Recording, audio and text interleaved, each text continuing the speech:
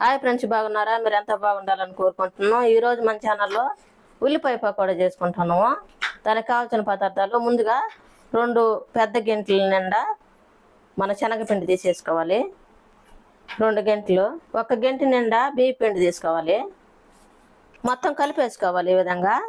ఇప్పుడు మనకు టేస్ట్ తగ్గట్టుగా సాల్ట్ వేసేసుకోవాలి. సగం స్పూన్ సరిపోతుంది. కొద్దిగా కారం వేసుకోవాలి. కరివేపాకు సన్నంగా కట్ చేసుకొని వేసేసుకోవాలి. కరివేపాకు వేసుకున్నాం కదా, ఇప్పుడు మనం ముందుగా కట్ చేసి పెట్టుకున్న ఉల్లిపాయలు వేసేసుకోవాలి. ఈ విధంగా సన్నంగా కట్ చేసేసుకోవాలి. పచ్చిమిరపకాయలు కూడా ఒక 2 పచ్చిమిరపకాయలు తీసుకొని సన్నంగా ఈ విధంగా కట్ చేసుకొని వేసుకోవాలి. ఈ మొత్తం కలిపేసుకోవాలి. కొద్దిగా నీళ్ళు వేసుకుంటూ కలుపుకోవాలి. ఈ విధంగా కలిపి పక్కన పెట్టేసుకోవాలి.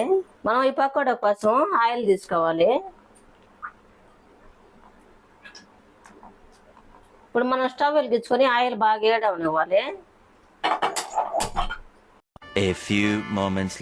ఆయిల్ బాగా వేడైన తర్వాత ఈ విధంగా కాగిన తర్వాత మనం ముందుగా కలిపి పెట్టుకున్నాం కదా పిండి, ఈ విధంగా కలుపుకోవాలి. మరి ఎక్కువగా కలుపుకోకూడదు, నెమ్మగా ఈ విధంగా కలుపుకోవాలి.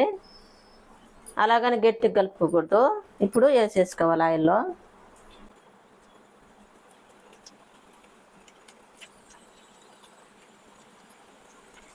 ఈ విధంగా బాగా గోల్డ్ కలర్ రావాలి. ఈ విధంగా ఎర్రంగా కాలాలి. ఇప్పుడు ఇది తీసి ప్లేట్లో పెట్టేసుకున్నాం.